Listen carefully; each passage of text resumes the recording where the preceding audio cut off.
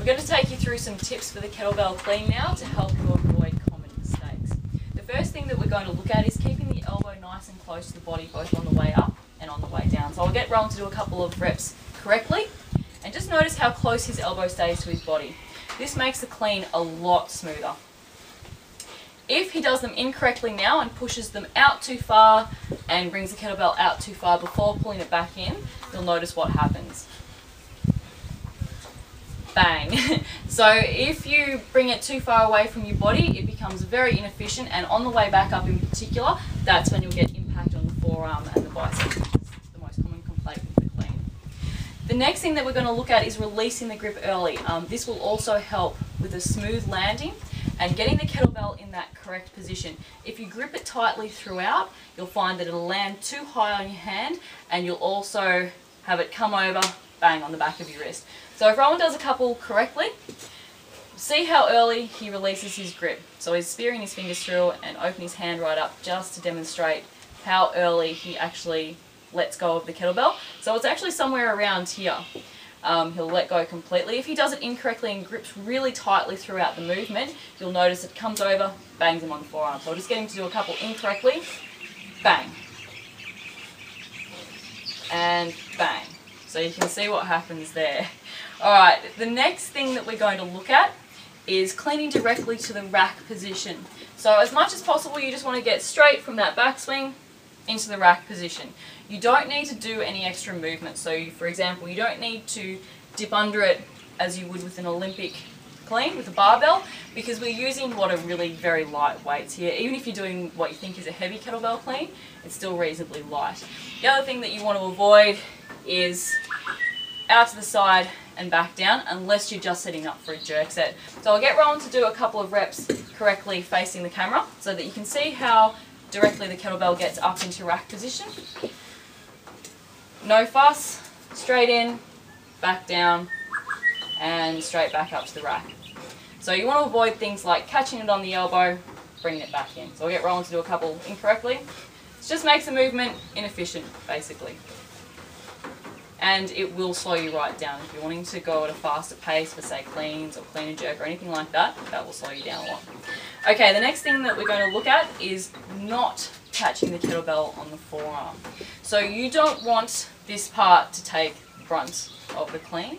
It's really important that this part isn't doing all the work for you, because you can end up with stress fractures. So in terms of safety, this is really, really important. So I'll get Rowan to do a couple of reps correctly. What you should see happening is that the kettlebell lands in this V as it lands. So the bicep is actually doing most of the work for him and taking the brunt of the clean. What you don't want is to catch the kettlebell on the forearm and then bring it back into the body. That can actually look quite smooth, but it is dangerous if the forearm's doing all the work for you. So I'll get Rowan to do a couple of cleans correctly and just watch. So you should see that the bicep still does most of the work here. So it's going directly to that V. It's not catching it on the forearm first. If he does them incorrectly, and this is really, really subtle, it can be quite hard to see. If he does it incorrectly and catches it on the forearm first, it'll come out and be pulled back in that way. He'll also feel it more. So you can see it actually still looks quite smooth. Forearm, bicep. Forearm, bicep. So that's one to really watch out for. The next thing that we're going to look at is using proportionate power for the clean. So if you're cleaning a 12 kilo kettlebell or an 8 kilo kettlebell, you really don't need to put a whole heap of power into it. You want to make the power proportionate to the weight that you're using. So I'll get Rowan to do a couple of cleans correctly. And a 12 kilo bell is very light for him.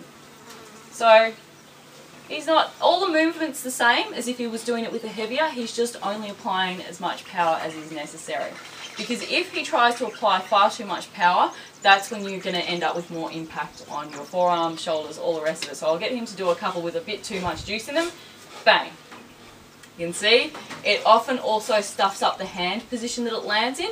If you put too much power into it, it will often land in the reverse. So instead of being this way on your hand, it'll land on the opposite diagonal. So just watch out for that one. Often means that you're putting too much power in for the weight that you're using. We're just going to talk very quickly about the use of gloves. With the kettlebell clean, gloves are a real no-no because it's so important to get the kettlebell to land in the correct position on your hand. Gloves can impair this, and they can also just impair your ability to feel what the kettlebell is doing in your hand. So if it's a matter of having sore hands, blisters and that sort of stuff, just reduce the volume that you're doing, maybe reduce the weight that you're doing. Your hands are going to be the last thing to adapt usually. So steer clear of the gloves, let your hands toughen up, and make sure that you can actually feel what the kettlebell is doing so that you can land it safely. The next thing that we're going to look at quickly is making sure that you use the lower body. This is really a lower body powered movement. It's not an upper body movement. So if Rowan does a couple of cleans correctly, you'll see that it's all leg work. The legs are doing everything for him. The arm is basically just there to catch the kettlebell in rack position, guide it into the right spot, make sure nothing funny is going on.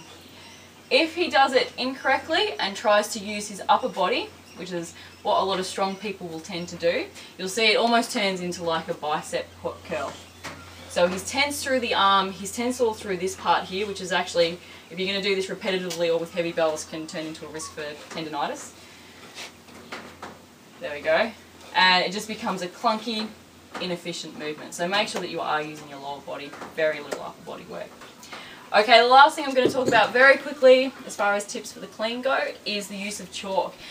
If you're going for longer sets or if you're wanting to use heavier bells, chalk can be really good. So I've got a bell chalked here and I will put it on a video about chalking the kettlebell, but the chalk will really help preserve your grip and make you be able to either last for a little bit longer or you might be able to clean heavier, but I do recommend chalk for cleans.